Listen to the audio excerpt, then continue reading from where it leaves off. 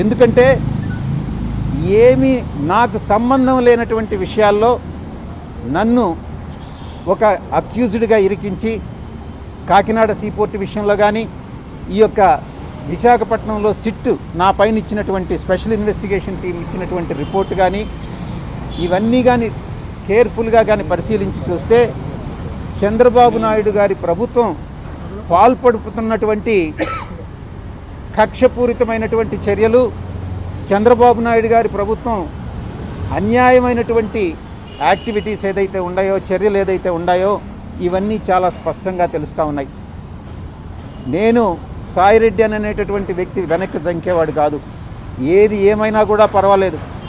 నేను ఒక్కటే చెప్తా ఉన్నా, అధికారం అనేటటువంటిది శాశ్వతం కాదు. అప్పట్లో జగన్మోహన్ రెడ్డి గారు కూడా 2019లో అధికారంలోకి వచ్చినప్పుడు నేను 20-25 సంవత్సరాలు అధికారంలో ఉంటానని అనుకున్నారు. ఇప్పుడు చంద్రబాబు నాయుడు, లోకేష్ బాబు కూడా ఈరోజు మేము అధికారంలో 20 సంవత్సరాలు ఉంటాం అనుకుంటా ఉన్నారు. కానీ అధికారం అనేటటువంటిది ఎవరిని అడ్డు పెట్టుకొని ఉండదు.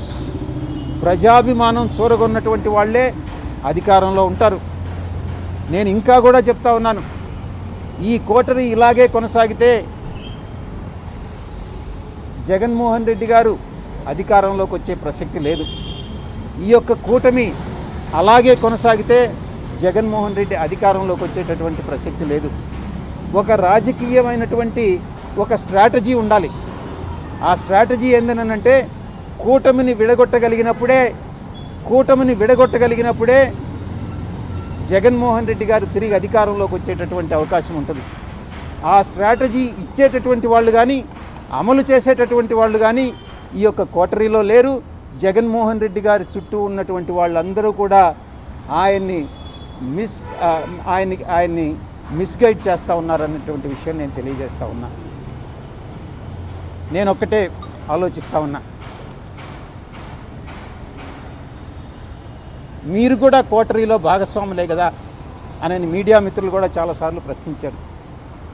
నేను ఒకటే చెప్తా ఉన్నా, సంవత్సర రోజులుగా మీరు నమ్మినా నమ్మకుండా, మీరు సెటైర్లు వేసినా నేను వ్యవసాయం చేసుకుంటానే ఉన్నాను. అప్పుడప్పుడు నేను గమ్ముగా ఉండలేను కాబట్టి నాకున్నటువంటి స్వల్పమైనటువంటి రాజకీయ పరిజ్ఞానంతో ఏదో ట్వీట్స్ పెట్టడం, ఏదో టెక్నికల్గాను అకాడమిక్గాను ట్వీట్స్ పెట్టడం చేస్తూ ఉన్నాను. అంతేగాని నేను జగన్మోహన్ రెడ్డి గారిని విమర్శించడమో లేకుండా ఉంటే ఇంకొక రాజకీయ పార్టీని విమర్శించడమో నేను చేయలే. అయినప్పటికీ కూడా జగన్మోహన్ రెడ్డి గారే నన్ను విమర్శించారు. ఆయన నేను ప్రలోభాలకు లొంగానన్నారు. నేను అడుగుతా ఉన్నా, అదే ప్రలోభాలకు లొంగుంటే నేను ఈరోజు లక్షల కోట్లు ఆర్జించుండేవాడిని. నాకు అది నేను నమ్మినటువంటి ఆ వెంకటేశ్వర స్వామి సాక్షిగా చెప్తా ఉన్నా, ఎవరి దగ్గర విజయసాయిరెడ్డి డబ్బులు ఆశించి చేయి చాచలేదు, భవిష్యత్తులో అటువంటి చాచే అవకాశం లేదు అని నేను ఈ పత్రికాముఖంగా తెలియజేసుకుంటా ఉన్నా. జగన్మోహన్ రెడ్డి గారు ఈ స్టేట్మెంట్ విత్డ్రా చేసుకోవాలి. చంద్రబాబు నాయుడు గారు చేస్తున్నటువంటి ఈ హరాస్మెంట్ ఏదైతే ఉందో అది నిలపాలి. ఇవి రెండూ జరగాలంటే తిరిగి రాజకీయ రంగ ప్రవేశం చేయాలి.